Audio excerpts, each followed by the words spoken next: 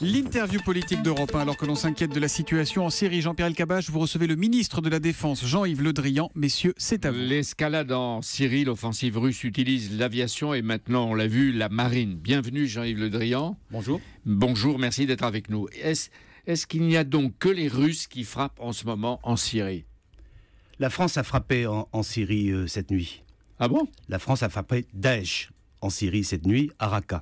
C'est pas la première fois et ce n'est pas la dernière fois. Ce n'est que la deuxième. Nous avons frappé parce que nous savons qu'il y a en Syrie, en particulier dans les environs de Raqqa, des centres d'entraînement de combattants étrangers dont la mission n'est pas d'aller combattre pour Daesh sur le Levant, mais de venir en France, en Europe, pour commettre des attentats. Donc cette nous avons nuit, frappé, des Rafales français ont délivré des bombes sur ce camp d'entraînement et les objectifs ont été atteints. Je remercie et félicite les pilotes français. C'est-à-dire, il y avait combien de Rafales?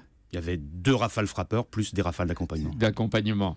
Et vous êtes sûr qu'il y a eu des victimes djihadistes que vous avez tirées, puisque c'était la nuit qu'il y avait... Je ne commande jamais, nulle part, les résultats des frappes que nous effectuons, mais je peux vous dire que l'objectif a été atteint. Est-ce qu'il est vrai, Monsieur le Ministre, que ces frappes sont rendues difficiles aujourd'hui parce que Daesh utilise des civils comme des boucliers, peut-être même parfois des femmes et des enfants pris en otage qu'on amène sur le front? C'est la difficulté de la tâche.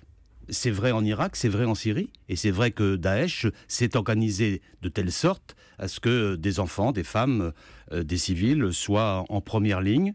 Les responsables se cachent dans des écoles, dans des mosquées, dans des hôpitaux, ce qui rend l'action de la coalition en Irak et l'action de la France et d'autres partenaires en Syrie difficile, parce que nous ne souhaitons pas faire de victimes collatérales, et donc nous sommes très exigeants sur les cibles que nous avons l'intention de viser, donc, en étant en même temps très exigeants sur la nécessité de combattre Daesh, parce que Daesh est notre ennemi.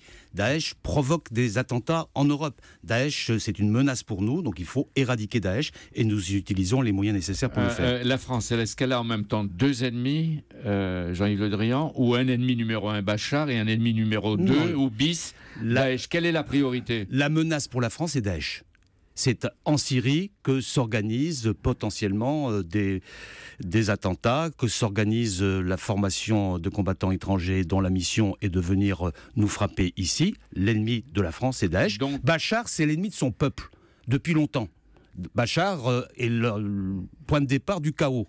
Bachar a éliminé 250 000 Syriens. Donc, Bachar assassine son peuple. Mais Bachar est d'abord l'ennemi. Oui, et nous estimons que c'est Daesh, notre adversaire principal. C'est notre ennemi, parce que c'est Daesh qui menace notre propre sécurité. Et en même temps, Vladimir Poutine soutient, renforce Daesh ou le régime de Bachar el-Assad. Et est-ce qu'aujourd'hui, dans les frappes des Russes, vous constatez que pour les Russes et Poutine, un anti-Bachar est un terroriste? Ce qui est très frappant, et c'est le paradoxe de la situation, c'est que le déploiement militaire russe depuis une dizaine de jours, les actions militaires russes depuis une dizaine de jours, ne visent pas Daesh. Elles visent en priorité la sécurité de Bachar el-Assad. Quel pourcentage 80%, 90%, contrairement à ce qu'ils disent. Et la réalité, c'est que on peut s'interroger sur le pourquoi de la présence russe et de ce déploiement-là. Il y a 2 raisons. Il y a d'abord le fait que la Russie préserve ses propres intérêts dans cette zone du Levant où elle est présente depuis très longtemps et donc elle a des ports, elle a un port important à Tartous, elle veut protéger ses propres intérêts. Ça, c'est le premier point.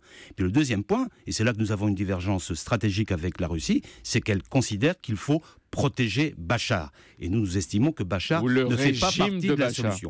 Bachar ne fait pas partie de la solution. La solution, on la connaît sur la situation en Syrie. Il faut renouveler la conférence de Genève en mettant autour de la table à la fois, si on va y être, à la fois les représentants de l'État syrien d'aujourd'hui, mais sans Bachar, avec les représentants de cet État, avec l'opposition organisée, à condition qu'elle ne soit pas terroriste, et les grands partenaires de la région, y compris la Syrie, y compris l'Iran, y compris l'Arabie Saoudite, y compris la Turquie, pour parler et aboutir à ce que, en Syrie, on ne se fasse pas la guerre les uns contre les autres en permanence, mais qu'il puisse y avoir une union contre Daesh. Ça, c'est la perspective mais pour laquelle on agit. Il faut avoir. Et il y a eu ce matin une frappe française, et la deuxième il y en aura d'autres. Il y en aura d'autres. Contre des camps d'entraînement de Daesh. Contre les lieux où Daesh s'organise pour nous menacer. En 9 jours, l'aviation russe a frappé près de 120 objectifs en Syrie. Ce qui est frappant, c'est que l'armée russe de Poutine a des sophistiqués hyper modernes et c'est plus l'armée soviétique de grand-papa.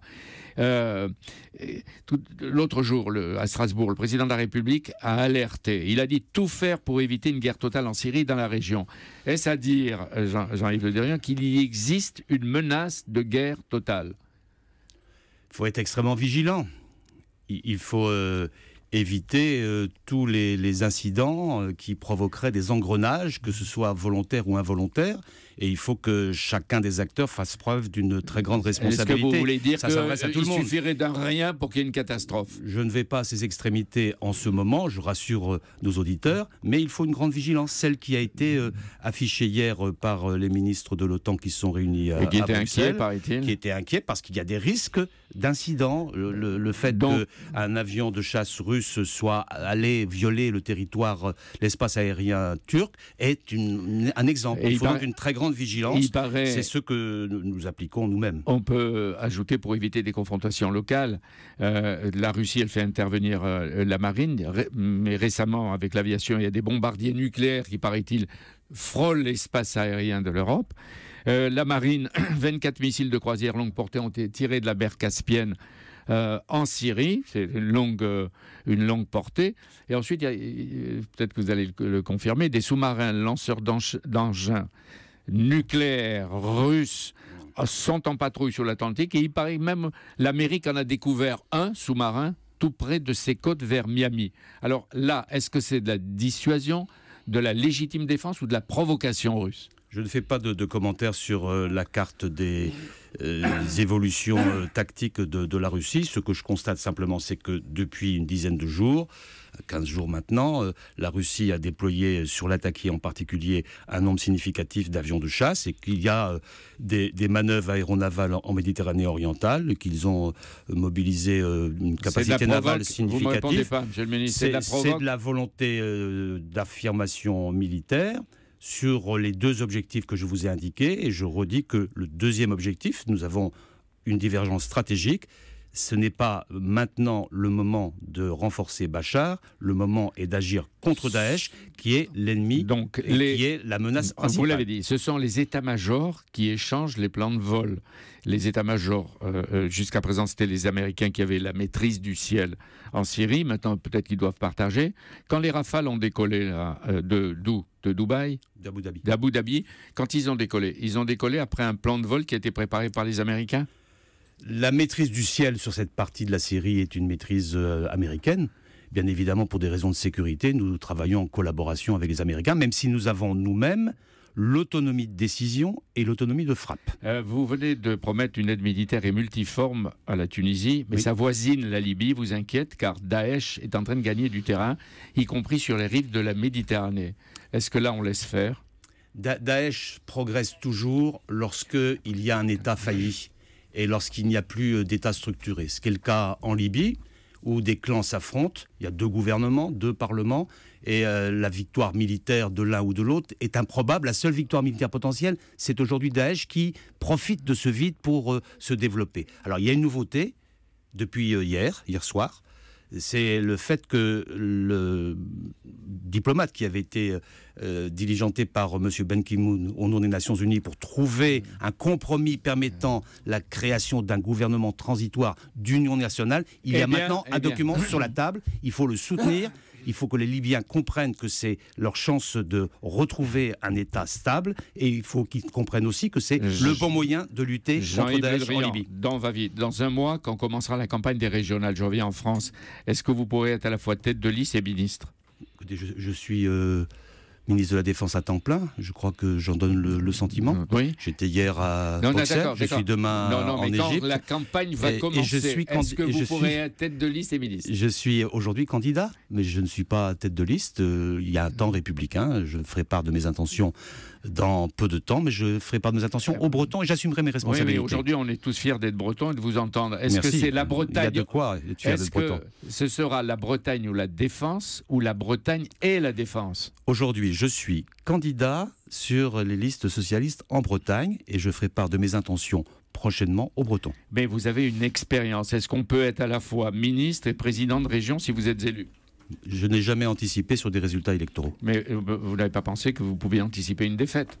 Je n'ai jamais anticipé sur des résultats électoraux. Il y a un temps républicain, il faut le respecter. Je crois que même à Jean-Pierre Kerel-Kabache, il ne répondra pas ce matin. Non, c'est très bien. Vous voulez dire que c'est le président de la République qui peut peut-être ou se passer ou ne pas se passer d'un de ses meilleurs atouts aujourd'hui.